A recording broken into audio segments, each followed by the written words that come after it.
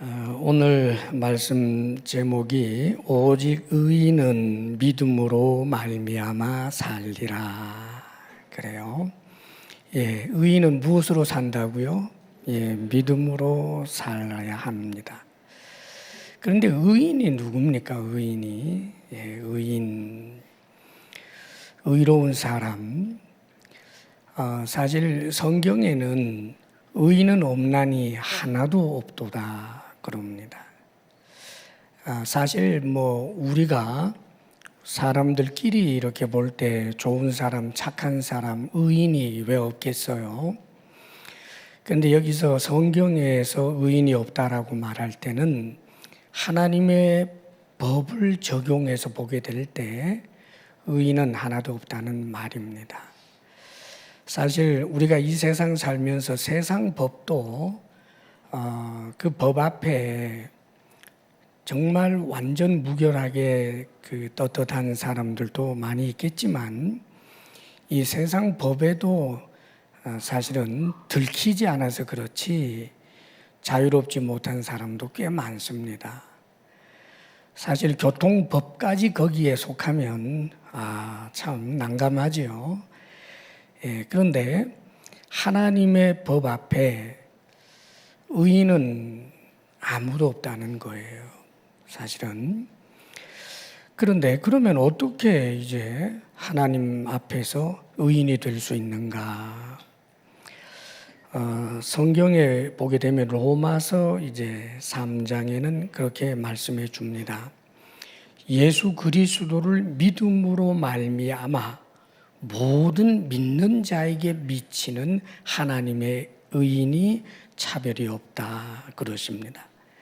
그러니까 예수 그리스도를 믿음으로 말미암아 미치는 하나님의 의, 그러니까 하나님의 그 의가 덧입혀지는 걸 말하는 거예요. 그는 의롭지 않지만 예수 그리스도를 믿는 믿음으로 말미암아 하나님께서 부여해 주시는 그 의로움이 있어요. 이 하나님의 의를 말합니다. 그렇기 때문에 성경의 로마서 3장이 어떤 말씀을 해주느냐 하면 율법 외에 한 하나님의 의가 있다라고 말해요. 율법 외에. 이 말은 율법으로 적용을 할 때는 의로운 사람이 하나도 없는데 이 율법의 적용이 아니라 또 다른 하나님께서 적용하시고자 하시는 한 하나님의 의가 있어요.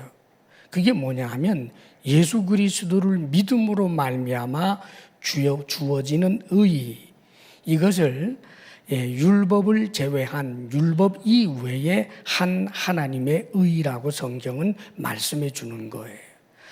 그래서 다 죄인이지만 예수 그리스도를 믿게 될 때 그 사람에게 하나님의 의가 덧입혀지게 되는데 이를 칭의라 하고, 이렇게 의롭게 되는 길 외에는 다른 방법이 없다, 차별이 없다. 동양 사람이든 서양 사람이든 많이 배웠던 배우지 못했던 이 세상의 땅을 딛고 살아가는 인간이라면 다른 방법으로는 하나님 앞에 의롭게 될 길이 없다는 거예요. 그래서 지금 오늘 제목으로 오직 의인은 믿음으로 말미암아 살리라 라고 말할 때 이 의인은 누군가? 예수 그리스도를 믿음으로 말미암아 하나님 앞에 의롭다 인정을 받은 바로 우리들입니다. 할렐루야. 여러분들 우리들이 바로 의인인데 예수를 믿음으로 말미암아 이 우리들 속에 포함되지 않는 사람이 한 사람도 없기를 바랍니다. 이 놀라운 내용을 로마서 3장 23절 24절에서 이렇게 요약해 줍니다. 오늘 여러분 집에 돌아가시면 로마서 3장을 한번 조금 읽어보셨으면 좋겠어요. 로마서 3장 23절 24절에 이렇게 기록해 줍니다. 모든 사람이 죄를 범하였음에 하나님의 영광에 이르지 못하더니, 다 죄인이라는 말이에요.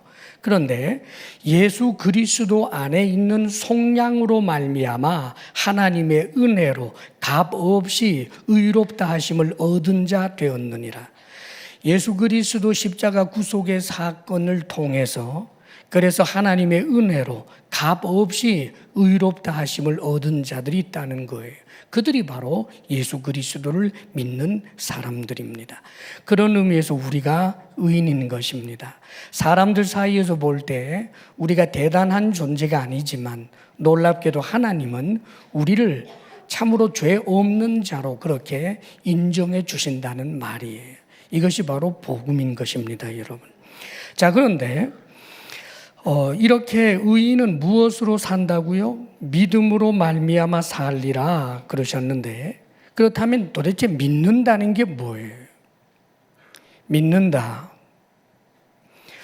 자, 성경에서 우리가 가져야 할 진정한 그런 믿음이 무엇인지를 가르쳐 주는데, 성경적 믿음은 이런 거예요.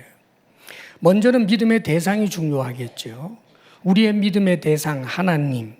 하나님이 살아계신 것을 믿고 그분의 선하심을 믿고 그분이 하신 약속을 믿는 거예요. 이게 믿음입니다. 하나님께서 계신다는 것을 인정하지 않는다면 믿음이 아예 성립이 되지 않는 거예요. 성경적 믿음은. 그러니까 하나님의 선하심을 믿고 그분이 주신 약속의 말씀을 믿는 것이 믿음. 그 다음에 또 한 면이 있어요.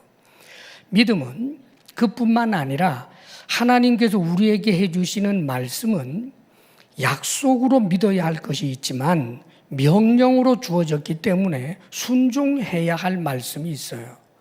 그렇기 때문에 하나님의 선하심을 믿고 그분의 약속을 믿을 뿐만 아니라 그분의 선하심을 믿고 그분이 하신 명령에 순종하는 것, 이것을 다 포함해서 믿음이라고 말하는 겁니다.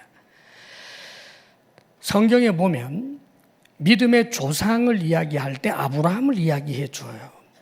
아브라함은 우리가 어떻게 믿어야 할지를 가르쳐 주시는 아주 대단한 믿음의 조상입니다. 그러면 아브라함의 믿음을 한번 볼까요? 이 창세기 15장 6절에 보면 이렇게 기록이 되어 있습니다. 아브라함이 여호와를 믿으니 이를 그의 의로 여기시고, 그렇게 되어 있어요. 아브라함이 여호와를 믿었다는 말입니다. 그런데 여호와를 믿었다, 이 말씀의 그 앞뒤를 다 읽어보게 되면 하나님의 선하심을 믿을 뿐만 아니라 그분이 하신 약속을 믿은 것을 말합니다. 하나님께서 아브라함에게 본토 친척 아비 집을 떠나 내가 내게 지시할 땅으로 가라라고 하시는 것부터 시작해서 약속들을 주십니다. 너는 복의 근원이 될 것이다 라고 약속을 하셨고, 저 하늘의 별을 보아라, 저 별처럼 네 자손이 저렇게 이 땅에 편만하게 될 것이다 라고 하시는 약속을 하셨어요. 그런데 아브라함은 하나님을 거짓말쟁이로 생각지 않아요. 선하신 분, 능력의 하나님, 그분을 믿을 뿐만 아니라 그분의 약속의 말씀을 믿었다고요. 그렇기 때문에 믿음의 근거는 하나님으로부터 와야 하고 선하신 하나님의 약속에 대한 믿음이 참 믿음인 거예요. 그래서 아브라함은 하나님의 약속을 믿음으로 하나님께서 그를 의롭다고 인정하신 거예요. 근데 여기서 끝나지 않아요, 여러분. 이 믿음의 국면을 이야기할 때 나중에 세월이 흐릅니다. 하나님이 약속하신 것을 믿었더니 실제로 그에게 100살의 아들이 태어나게 됐죠. 이삭이 태어나요. 그런데 세월이 더 흘렀습니다. 이 이삭이 청소년 정도 되었을 때 하나님께서 아브라함에게 명령하십니다. 100세에 낳은 네 아들 이삭을 모리아 산으로 데리고 가서 번제로 내게 바쳐라. 명령이에요. 그런데 놀랍게도 아브라함이 이 명령을 받아들이고 실천합니다, 여러분. 도저히 납득이 가지 않는 명령이에요. 어떻게 이런 명령을 할 수 있는가? 하나님의 선하심 자체를 부정할 수도 있는 그런 명령이라는 말입니다. 그런데 이 명령을 준행하는 이 아브라함, 결국은 하나님께서 하나님의 명령에 순종하게 된 이 아브라함에게 나중에 지금까지 여러 번 약속을 주셨었는데 그 약속을 훨씬 더 구체적으로 해주시는 내용이 이 순종 이후에 나타납니다. 뭐라고 말씀하시느냐 하면 네 씨로 말미암아 만민이 복을 얻게 될 것이다. 메시아에 관한 분명한 약속을 이전보다 선명하게 주시는 것을 성경을 통해 보게 되는 거예요. 다시 말하면 아브라함의 믿음의 이야기는 하나님께서 내게 주신 약속을 믿습니다. 하나님은 선하시는 것을 내가 믿습니다. 여기에서 종결된 것이 아니라 여전히 그 선하신 하나님이 하신 명령에까지 순종하는 것, 이것을 하나의 믿음으로 보는 거예요. 성경에 보면 나만 장군에게 엘리사 선지자에게 주신 말씀이 있었잖아요.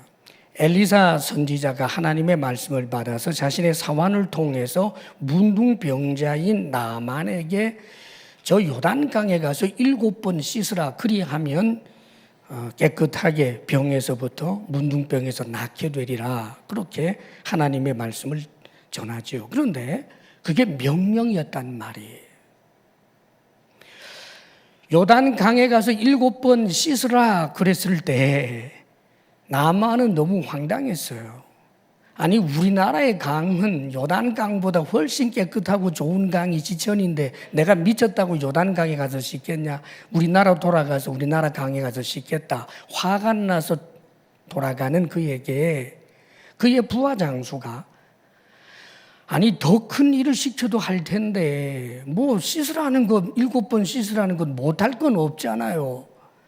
그래서 그 말도 듣고 보니까 일리가 있어서 씻는단 말이에요.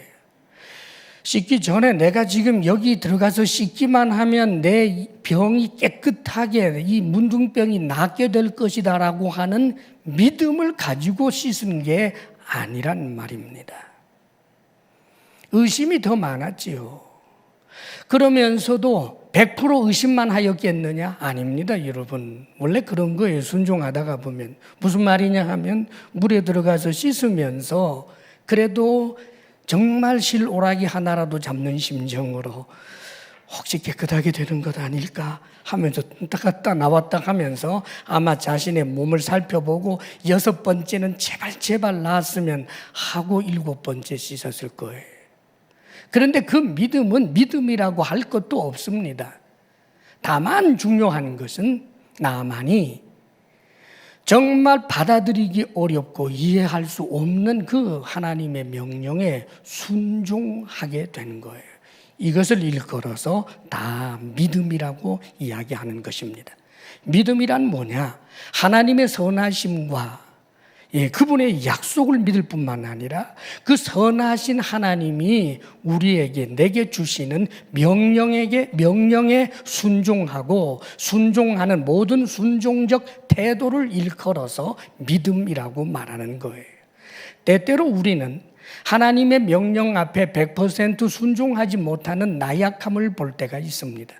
그러나 믿음이란 그 자체가 하나님을 향한 인격적 신뢰이기 때문에 때때로 주님의 명령 앞에 100% 순종하지 못한 나 자신을 보면서도 그래도 여전히 주의 은혜와 긍휼을 구하며 하나님 앞으로 나아가는 이 순종적 태도, 100% 순종은 아니지만 그럼에도 불구하고 하나님 앞으로 나아가는 이 모든 행위들 일컬어서 믿음이라고 말하는 거예요. 그러므로 사랑하는 여러분, 믿음을 내가 믿습니다 이거 하고 하나님 앞에 순종하는 것을 율법이라고 치부해서 둘이를 분리시켜 놓는 어리석은 이들이 한 사람도 없기를 바랍니다. 참 믿음에는 크든지 작든지 그분 앞에 순종하는 태도가 따라오게 되어 있기 때문입니다. 오늘 이 자리에 나와서 예배하는 이유도 사실 거기에 있는 거예요. 갈 데 많잖아요, 여러분. 근데 여기 왜 나오셨습니까?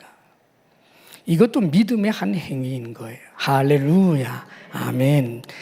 자, 그러면 오늘 말씀 가운데 16절 우리 한번 또 읽어보겠습니다. 다시 한번 16절 시작. 내가 복음을 부끄러워하지 아니하노니 이 복음은 모든 믿는 자에게 구원을 주시는 하나님의 능력이 됨이라. 먼저는 유대인에게요 그리고 헬라인에게로다. 예, 아멘입니다. 복음을 부끄러워하지 아니한다. 그 이유는 복음은 그럽니다. 이 복음의 내용을 말씀해 주고 있어요. 모든 믿는 자에게 구원을 주시는 하나님의 능력. 자, 복음은 말 그대로 복된 소리, 굿뉴스예요. 하나님이 우리에게 들려주시는 아주 복된 소식, 복된 약속이라는 말입니다. 그러면 그 약속의 내용이 뭐냐? 믿는 자에게, 예수 그리스도를 믿는 자에게 구원을 주시겠다고 하시는 하나님의 약속이라는 말이에요. 그게 능력이고 말입니다. 자, 그러니까 하나님께서 우리에게 주시는 그 약속을 받아들이고 그 믿음 앞에 순종하게 되는, 그 약속 앞에 순종하게 되는 이것을 전체를 일컬어서 믿음이라고 하기 때문에 가장 중요한 것은 하나님의 약속에 대한 믿음이 있어야 되는 거예요. 성경에도 보면 인간 세상에 어떻게 해서 죄가 성립이 되고 그렇게 죄가 들어왔는가를 보게 되면 다른 게 아닙니다. 그 최초의 죄라고 하는 것이 하나님의 약속을 믿지 않는 거예요. 하나님의 약속을 믿지 않는다는 것은 하나님이 하신 약속을 거짓이라고 그렇게 규정을 하게 될 때는 전능하시고 선하신 하나님이 거짓말쟁이가 되어버리는 거예요. 하나님께서 아담과 하와를 만드셨어요. 그리고 또 이 에덴 동산까지 다 주셨단 말입니다. 아담 하와가 이 땅에 자신이 존재하게 될 때 자신이 누릴 수 있었던 그 모든 좋은 것은 자기 자신이 스스로 마련했던 것이 하나도 없어요. 자, 한번 생각해 보십시오. 아담 하와가 어느 날 존재하는 존재가 됐어요. 자, 그런데 거기에서 맑은 공기를 숨쉽니다. 에덴 동산의 그 모든 좋은 것을 다 누립니다. 예. 모든 좋은 것을 다 누린단 말이에요. 이것을 누가 주셨느냐 하면 하나님이 주신 거예요.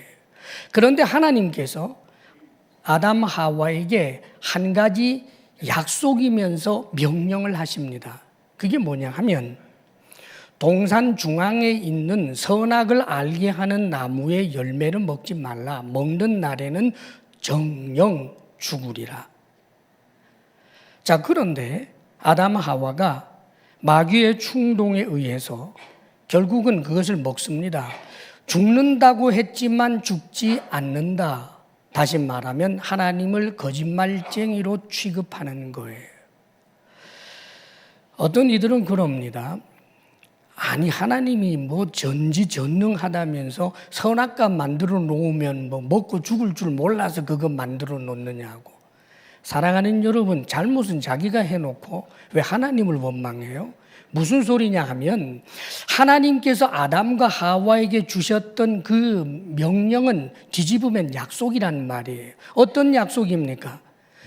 선악을 알게 하는 나무의 실과를 먹지 아니하는 한 너는 죽음과는 낯선 존재로 모든 그 에덴 동산을, 즉 낙원을 마음껏 누리고 행복하게 언제나 영원히 살 수 있다라고 하는 일종의 약속인 거예요. 그렇다면 주님께서 아담과 하와에게 주셨던 그 명령이라고 하는 것이 하늘의 별을 따라야 된다는 것처럼 어려운 명령이었느냐고요. 쉽고도 쉬운, 간단하고도 간단한 하나님의 하나님 되심을 조금만 인정해 준다면, 그분의 선하심을 조금이라도 인정해 준다면, 그분이 거짓말하지 않는 분이라는 사실을 조금만 인정해 준다면 지키는데 아무런 어려움 없는 명령이라는 말입니다. 그런데 하나님의 하나님 되심 자체를 인정하지 않는 거예요. 먹으면 죽는다는데도 먹어요. 오히려 먹으면 하나님처럼 된다고 생각해요. 이런 맹랑한 일이 어디 있어요, 여러분? 그걸 가지고 하나님을 시비해요. 그게 없으면 하나님과 사람 사이에 관계 성립이 안 돼요. 우리가 존재하게 될 때, 아담과 하와가 존재할 때 내가 보니 여기 소가 있네, 여기 소나무가 있네, 여기는 코끼리네, 이건 하나님이네, 나 이외에 또 다른 하나의 객체가 되어버리고 말아요. 하나님은 소도 돼지도 소나무가 아니라 그분은 나를 존재케 하는 분, 내가 지금 마실 수 있고 먹을 수 있고 누릴 수 있는 모든 것이 그분으로부터 왔다라고 하는 것을 상징적으로 인정하는 것 하나가 선악을 알게 하는 나무의 실과를 그분의 말씀에 따라 먹지 않는 거란 말이에요. 우리가 하다못해 육체적으로 자식을 하나 낳았어도 나는 아버지고 너는 아들이다. 그래서 아버지한테 아들 너는 한 수 양보해야 되고 아버지 명령에 순종해야 돼. 관계 정립을 위한 어떤 말 교육이 있다는 말입니다. 사랑하는 여러분, 그런데 이렇게 좋으신 하나님을 향하여 왜 선악과를 만들어 가지고 하나님 원망하는 이 악한 마음이 우리 인간들에게는 있단 말입니다. 얼마나 어리석은지 몰라요. 자, 이게 바로 약속이었어요. 그 약속으로 말미암아, 그 약속에 대한 믿음으로 말미암아 사실은 구원을 얻게 되고 그 영생을 누릴 수 있는데, 죄가 무엇이냐? 하나님의 약속을 믿지 않고 하나님의 명령을 짐짓 어기게 될 때 그것이 곧 죄가 되는 것입니다. 사랑하는 여러분, 하나님 앞에 언제나 믿음 있는 자로 나타날 수 있게 되기를 바랍니다. 복음은 얼마나 좋은 이야기인지 몰라요. 인간을 비참에서부터 구원해 주신다는 하나님의 약속이잖아요. 죽음에서부터의 구원, 죽습니다, 사람은. 그러나 부활합니다, 믿는 자에게. 사람은 한 번 죽지만 죽고 난 다음에는 반드시 심판이 있습니다. 그런데 그 심판을 면제케 해주겠다라고 하는 복된 소식, 그게 복음입니다. 그런데 거기 단 하나, 예수 그리스도를 믿는 이에게 심판을 주지 않겠다는 거예요. 사랑하는 여러분, 예수 그리스도를 믿으면 구원을 얻는다, 심판을 받지 아니한다라고 하는 것은 사람들이 고안해낸 생각이 아니라 누가 먼저 약속하고 말씀하셨느냐 하면 하나님 쪽이에요. 하나님 쪽에서 우리에게 그렇게 말씀하셨다고요. 자, 예수님이 말씀하십니다. 나는 부활이요 생명이니 나를 믿는 자는 죽어도 살겠고 무릇 살아서 나를 믿는 자는 영원히 살리니 이것을 네가 믿느냐. 주님께서 말씀하신 거예요. 주님 쪽에서 약속하신 거예요. 성경은 하나님의 말씀이고 하나님의 약속인데 이렇게 말씀하시죠. 하나님이 세상을 이처럼 사랑하사 독생자를 주셨으니 이는 그를 믿는 자마다 멸망치 않고 영생을 얻게 하려 하심이라. 그리고 난 다음에 계속해서 이런 말씀을 하셔요. 그를 믿는 자는 심판을 받지 아니하고, 예수님을 믿는 사람은 무엇을 받지 않는다고요? 심판을 받지 아니하고, 믿지 아니하는 자는 하나님의 아들을, 하나님의 독생자를 믿지 아니함으로 이미 심판을 받은 것이니라. 하나님의 아들을, 이 독생자를 강조해요. 그러면서 하나님의 아들을 믿으면 심판을 받지 아니하고 하나님의 아들 즉 독생자를 믿지 아니하면 이미 심판을 받았다. 다시 말하면 믿지 아니하는 상태로 계속해서 있게 되면 지옥의 현실, 즉 심판을 경험하게 될 것이다라고 하는 아주 엄중한 말씀인 거예요. 사랑하는 여러분, 이것은 전부 무엇으로 되어 있는가? 하나님의 약속으로 되어 있어요. 우리에게는 소망이 있습니다. 이 약속을 믿는 한 말입니다. 내가 죽습니다. 그러나 죽음 앞에서도 소망을 가질 수 있는 것은 부활의 말씀에 대한 약속을 믿을 때 우리에게는 소망이 있는 거예요. 그리고 그 소망은 건강한 소망입니다. 나중에 언젠가 하나님의 심판이 있겠지만 그러나 심판에서부터 내가 노임을 받게 된다. 예수 그리스도를 믿는 자에게 하나님의 약속이 있기 때문입니다. 믿음이란 이런 거예요. 하나님 쪽에서 말씀하셔야 하고 하나님 쪽에서 약속을 해 주셔야 된다는 말이에요. 이번에 제자대학 졸업생들과 함께 일본에 이제 그 졸업 여행을 갔습니다. 그런데 일본에는 신이 80만이라고도 어떤 이는 이야기하고 또 어떤 이는 300만이라고까지도 말해요. 신이 얼마나 많은지 몰라요. 신이 얼마나 많은지 그 숫자를 누구도 헤아릴 수가 없습니다. 왜냐하면 젓가락 신도 있고요. 갖다 붙이면 다 신이에요. 그런데 사실 여기에 중요한 의미는 있어요. 그게 무슨 소리냐 하면 젓가락을 신으로 믿든지 또 배용준 씨도 여러분 용사마 그 신에게 이제 해당되는 존귀를 표하는 게 사마라는 말이에요. 그러니까 배용준 씨를 신으로 섬기는 이들도 있었단 말이죠. 지금도 있고. 그러면 무엇이 중요하냐면 그들에게 있어서는 젓가락이 됐든지 어떤 사람이 되었든지 그게 산이 되었든지 몽당 빗자루가 되었든지 벼락 맞은 대추나무가 되었든지 상관없이 어떤 그 대상을 내가 신이라고 생각하고 그것을 내가 믿어서 그 믿음으로 말미암아 내가 위로를 받고 내가 현실적 삶의 치열함을 헤쳐낼 수 있는 용기를 얻을 수 있다면 다 됐다고 생각하는 거예요. 그래서 몽당 빗자루가 약속한 적이 없어도 연필이 약속한 적이 없어도 배용준 씨가 영생을 주겠다는 약속을 한 적이 없어도 상관없이 내가 신을 만들어내고 믿으면 되는 거예요. 그러나 여러분, 우리가 믿는 하나님, 우리가 믿는 예수님은 그런 분이 아니에요. 천진난만한 청년이 로마의 압제에 항거하다가 십자가에 못 박혀 죽었기 때문에 그를 추종하던 제자들이 예수님에 대하여 의미와 가치를 부여해서 예수 믿으면 천국 간다라고 날조해낸 것이 아니고 신구약을 전체로 관통하면서 우리에게 주시는 약속이라는 말이에요.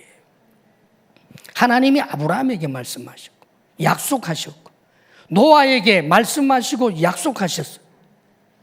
아브라함을 선택하셔서 하나님께서 말씀하시고 이삭에게 야곱에게 나중에는 모세를 통하여 이스라엘 전체 백성들 앞에서 말씀하시고 약속하시고 이스라엘이라고 한 나라 속에서 하나님이 택한 선지자를 통하여 끊임없이 말씀해 오셨고 말씀을 하도록 내보내셨던 말씀 자체이신 하나님이 사람이 되셔서 이 땅에 오셨는데 그분이 예수 그리스도이신 것입니다.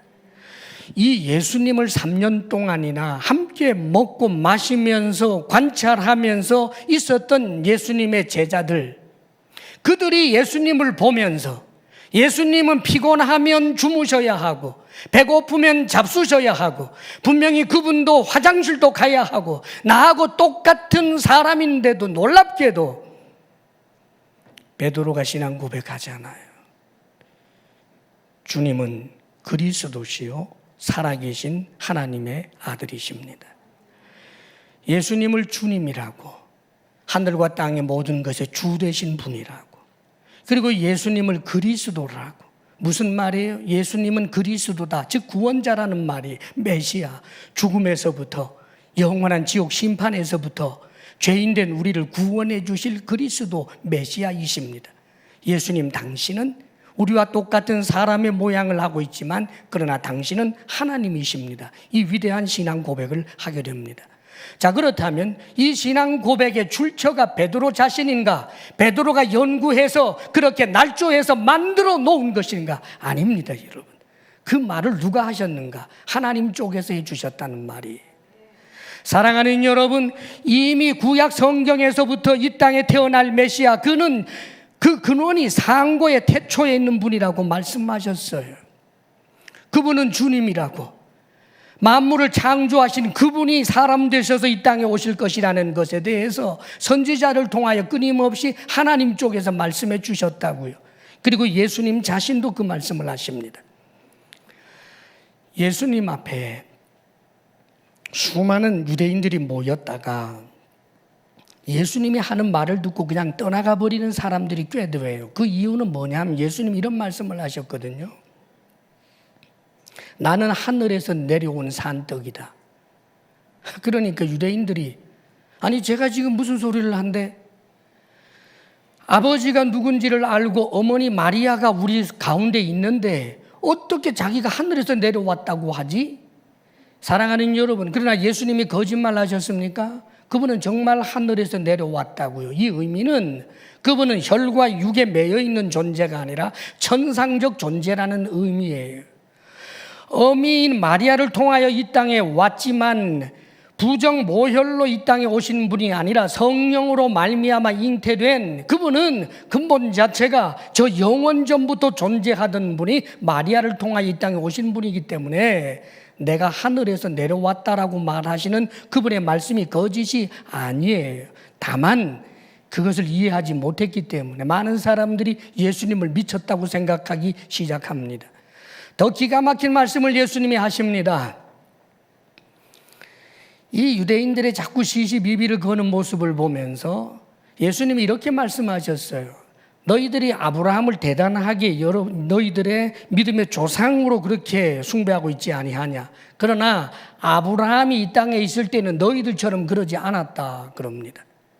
그랬더니 유대인들이 묻는 거예요. 아니 당신이 언제 아브라함을 보기라도 했어? 그럽니다. 그래서 예수님 하시는 말씀, 아브라함이 이 땅에 있기 전부터 내가 있었느니라. 그러니까 이 유대인들이 난리가 났어요. 너 50도 안 됐는데 어떻게 2000년 전에 그 아브라함보다 네가 먼저 있었다는 말을 하느냐. 그러면서 돌을 들어서 예수님을 때려 죽이려고 하는 장면이 요한복음에 나와요. 사랑하는 여러분, 많은 사람들이 예수님의 이 말을 안 믿었어요. 그러나 베드로는 믿었어요.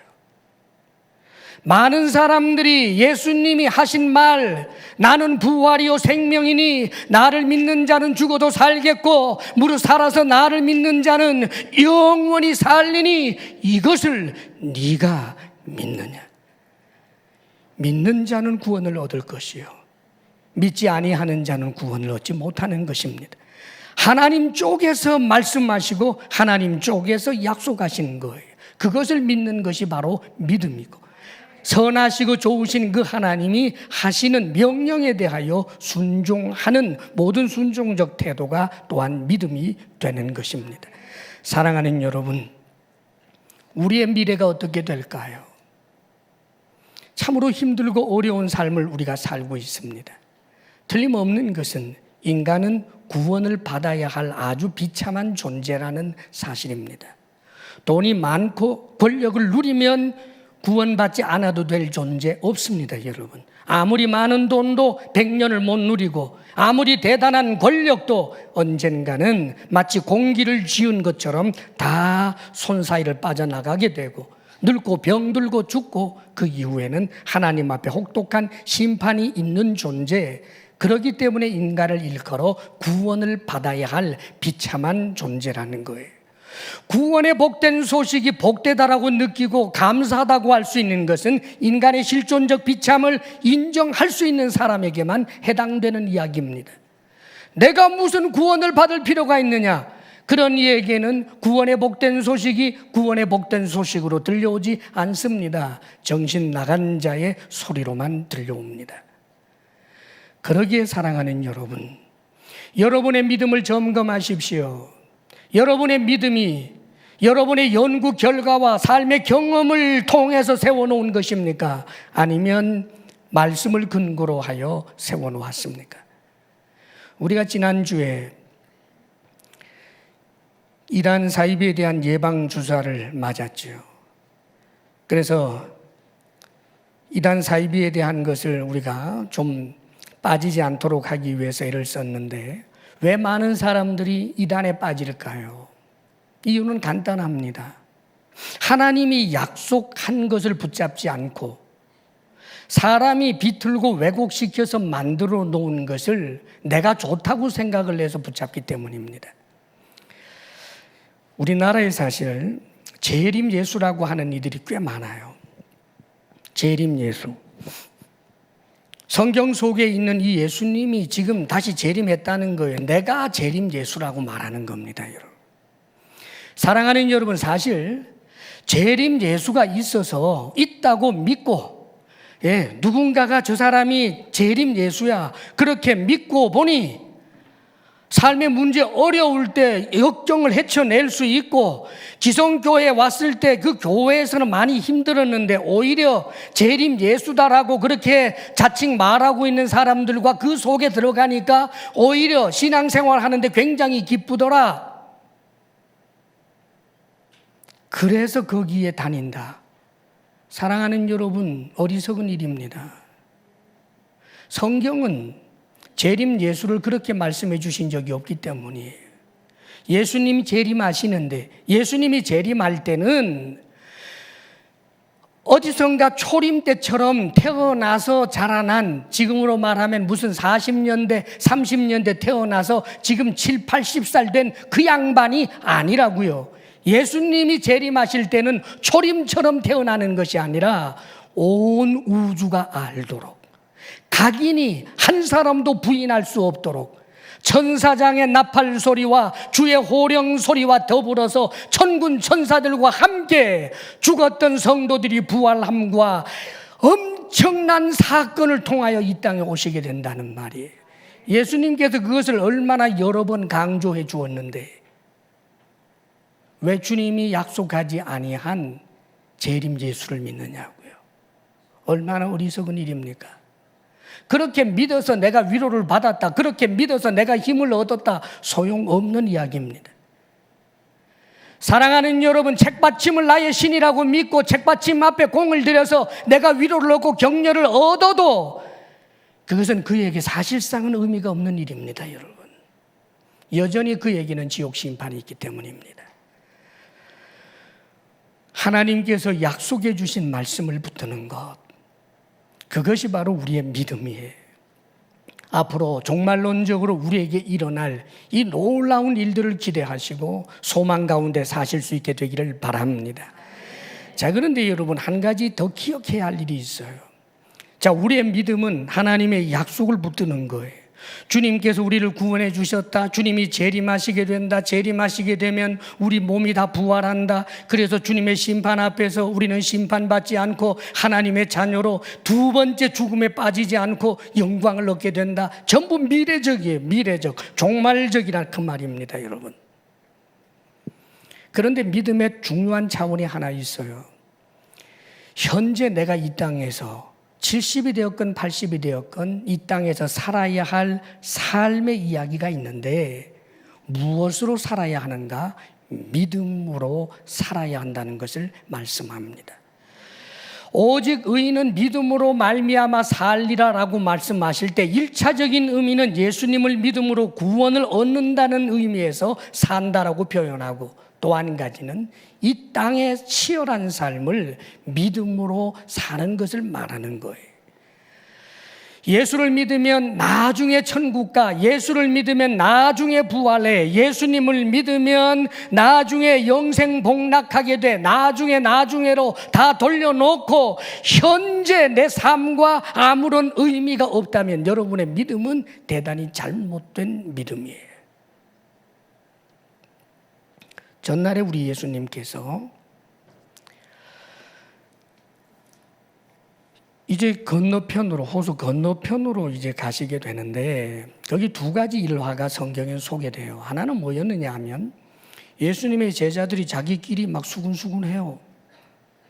큰일 났어. 우리가 떡을 가져오는 걸 깜빡 잊었어. 그러니까 이제 저쪽으로 건너편에 가서 또 먹어야 되잖아요. 근데 그 담당하는 아마 그 제자 중에 누군가가 떡을 사서 준비하는 걸 잊어버렸나 봐요. 그래서 그걸 수군수군 이야기를 합니다. 그런데 예수님이 그걸 이렇게 옆에서 들으시고 툭 튀어나와서 하시는 말씀이 있었어요. 너희들이 어찌하여 떡이 없다는 것으로 인하여 염려하느냐.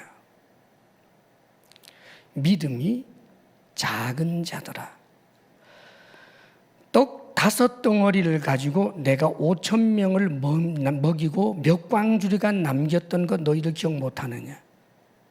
떡 7개를 가지고 4,000명을 먹이고 많은 광주리가 남겨졌던 것 너희들 기억하지 못하느냐 하고 책망을 하십니다. 아니, 떡을 준비하지 못했으니까 우리의 이 땅에서의 삶 가운데 이제 건너가면 도시락을 먹어야 하는데, 밥을 먹어야 하는데 밥 준비 못했으니까 당연히 염려한 것인데 그건 땅의 문제잖아요. 그런데 주님께서는 믿음이 작은 자라고 책망을 하고 계신단 말이에요. 비슷한 일화가 또 한 가지 있습니다. 배를 타고 건너가시는데 우리 주님께서 배에서 주무셔요. 그런데 풍랑이 일어서 막 배가 뒤집힐 것 같습니다. 그러자 제자들이 막 힘쓰고 애쓰다가 주무시는 예수님을 깨웠더니 하시는 말씀이, 내가 너희들과 함께 하는 것을 너희들이 알지 못하느냐. 믿음이 적은 자들아, 작은 자들아, 왜 의심하느냐. 사랑하는 여러분, 지금 주님께서 이들을 책망하는데 믿음이 작다고 책망해요. 그러면 이들이 가졌던 문제가 무엇입니까? 나중에 부활한다, 이 믿음이 없다는 이야기가 아니에요. 나중에 심판을 받지 아니한다, 그 믿음이 없다는 것을 이야기하는 것이 아닙니다. 땅의 문제, 떡의 문제, 땅의 문제, 안전의 문제. 왜 여기에 대하여 너희들은 믿음을 적용할 줄 모르느냐고 그렇게 책망하고 있는 거예요. 사랑하는 여러분, 주는 그리스도시요 살아계신 하나님의 아들이십니다. 신앙 고백한 그에게 예수님께서 베드로를 칭찬하시면서 너를 복있다라고 말씀하시고 나중에 하셨던 마지막 한 가지 약속이 있어요. 이렇게 말씀하십니다. 내가 너에게 천국 열쇠를 맡기리니 네가 땅에서 매면 하늘에서도 매일 것이요, 네가 땅에서 풀면 하늘에서도 풀리리라. 땅에서.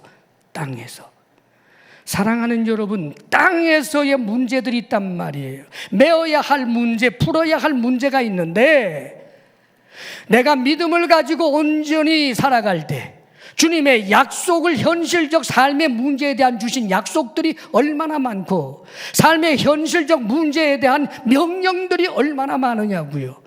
그런데 그 믿음을 가지고 살 때 땅에서 매면 그것이 하늘의 일이 되어 하늘이 함께 메어주고, 땅에서 불면 하나님이 응답하여 하늘에서도 풀어주겠다. 할렐루야.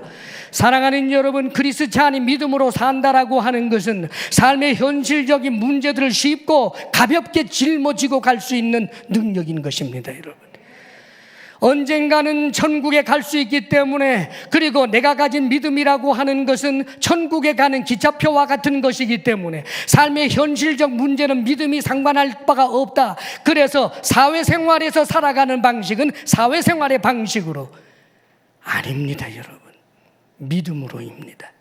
믿음으로입니다. 여러분, 하나님의 선하심과 그 약속을 믿는 믿음, 하나님께서 우리에게 명령하신 그 명령에 순종하는 믿음, 그리하면 여러분의 삶의 문제는 쉬워지고 가벼워지는 거예요. 다윗의 삶의 치열한 문제는 다윗만의 문제가 아니라 하나님이 도우셨기에 쉽고 가벼운 문제가 되어버렸고, 에스더가 혼자 감당하려고 할 때는 도저히 감당할 수 없는 삶의 문제였지만 믿음으로 결정하고 결심하고 하나님 앞에 순종하게 될 때 에스더가 짊어졌던 에스더의 삶의 문제는 하나님이 돕는 문제가 되고 쉽고 가벼워졌습니다. 사랑하는 여러분, 믿음으로 사시기를 주의 이름으로 축원합니다. 기도하겠습니다.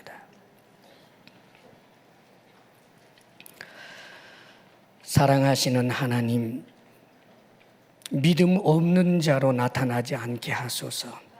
믿는다고 하지만 하나님으로부터 약속되지 아니한 것을 믿고 내가 지어낸 어리석게 아버지여, 하나님 앞에 참으로 믿음 있노라 하지만 믿음 없는 자로 나타나는 일 없게 하여 주옵소서.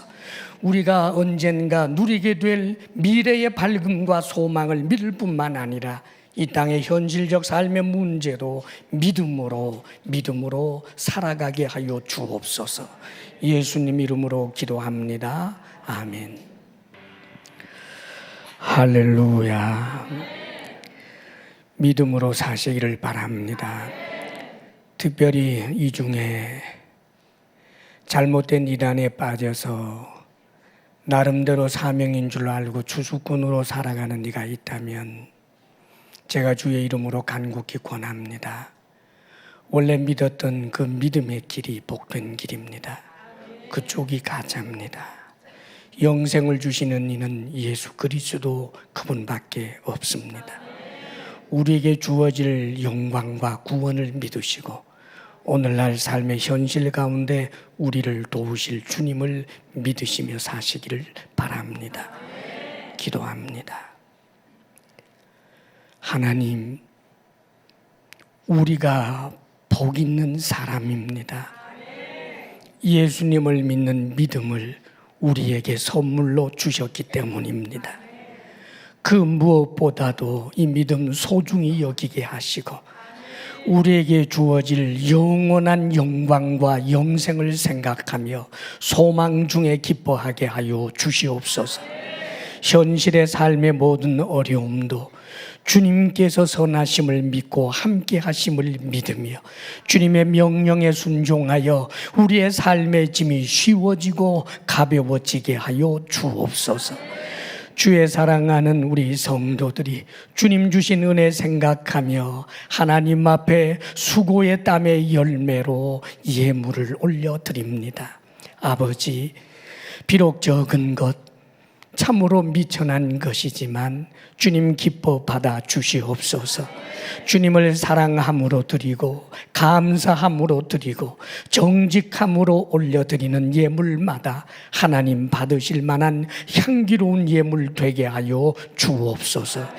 주의 사랑하는 성도들에게 일터의 복을 주옵소서.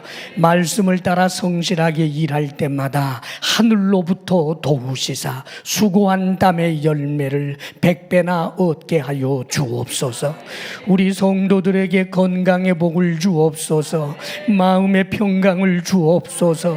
부부사랑 돈독하게 하여 주옵소서. 우리들의 자녀가 큰 믿음의 사람으로 우리와 함께 나란히 있어서 주님을 예배케 하옵소서. 이제는 우리 주 예수 그리스도의 크신 은혜와 하나님 아버지의 한없는 사랑과 성령의 교통하심과 충만케 하심이 하나님을 예배하며 믿음으로 살리라 결단하며 나아가는 사랑하는 모든 성도들 위해 이제로부터 영원토록 함께 하시기를 간절히 축원하옵나이다. 아멘.